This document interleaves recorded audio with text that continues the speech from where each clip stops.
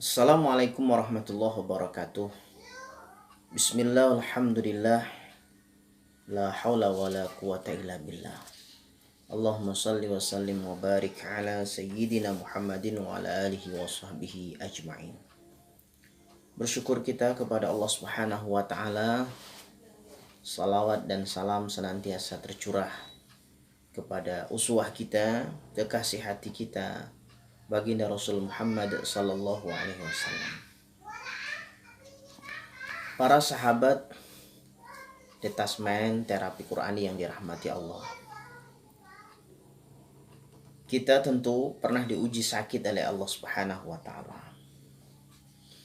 Namun sakit itu hakikatnya bukan hinaan, celaan dari Allah Subhanahu wa taala.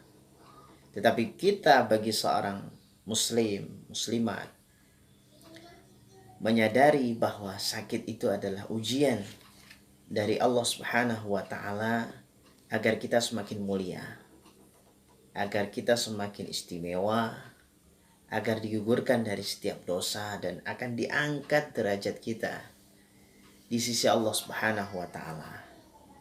Namun dengan catatan, apabila kita menghadapi satu kondisi sakit, maka kita hadapi sakit itu dengan sabar. Itulah yang menjadi syarat gugurnya dosa, diangkatnya derajat menjadi semakin mulia dan akan diistimewakan oleh Allah Subhanahu wa taala.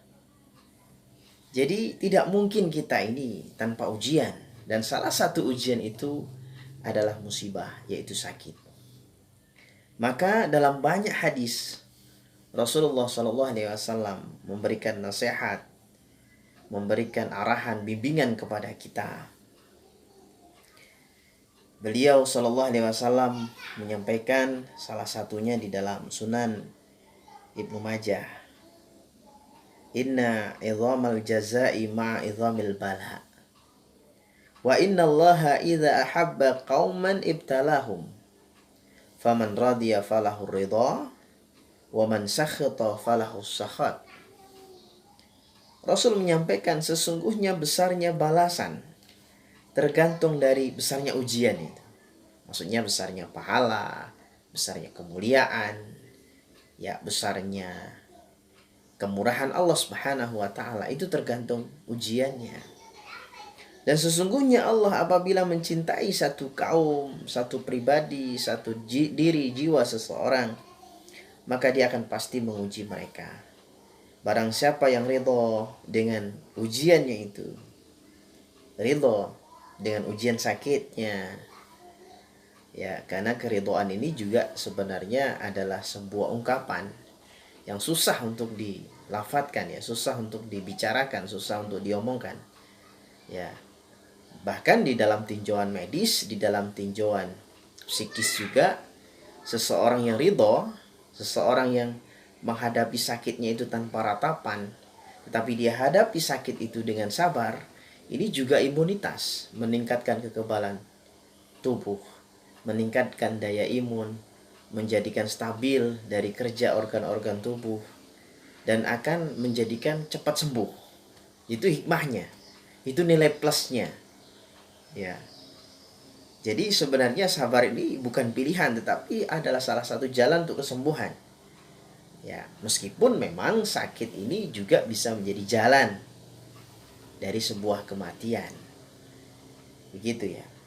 Barang siapa yang ridha, maka baginya keridhaan Allah Subhanahu wa taala. Dan barang siapa yang murka, artinya dia marah-marah dengan sakitnya, tidak ridha dengan sakitnya, toh juga sebenarnya sudah terlanjur sakit ya.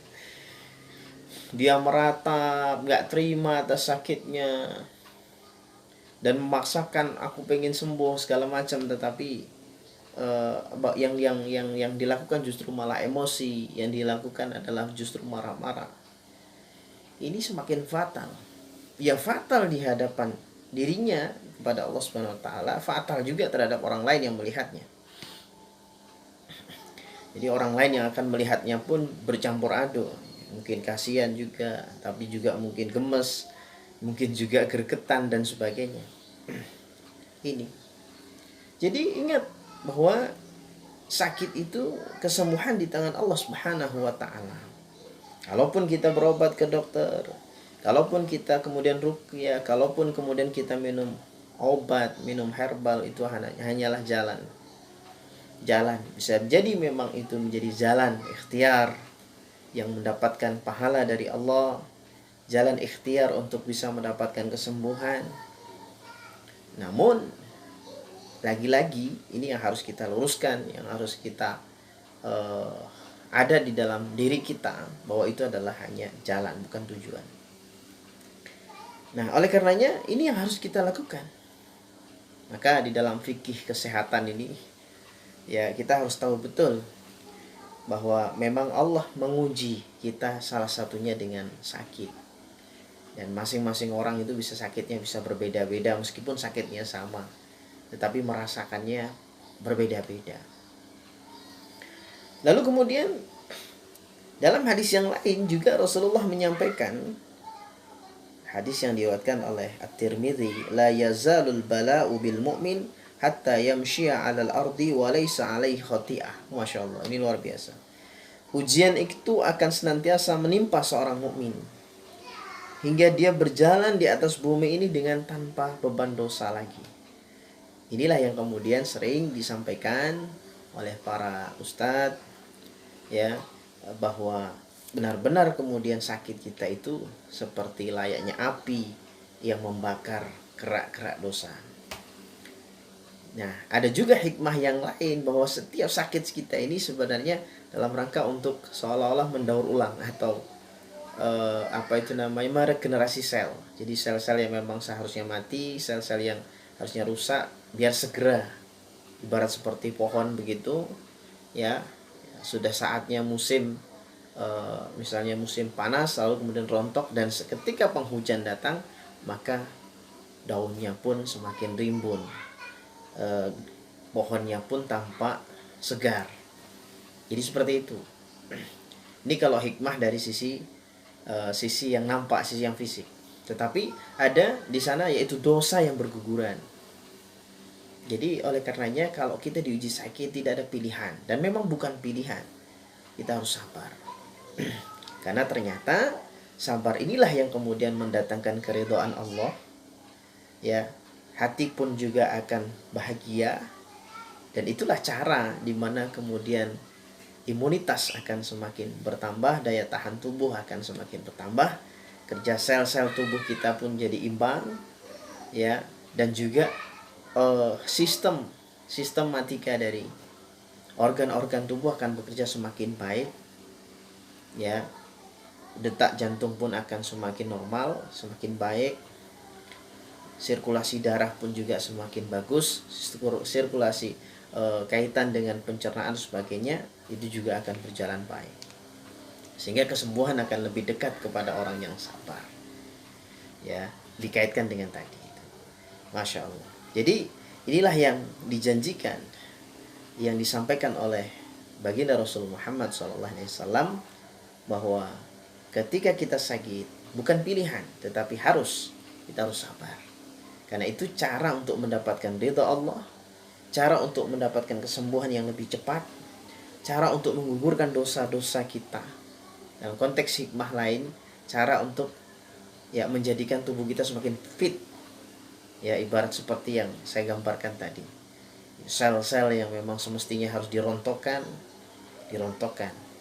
Ya, kerja organ yang tadinya tidak normal dinormalisasi lagi, mau dikembalikan kepada yang normal lagi.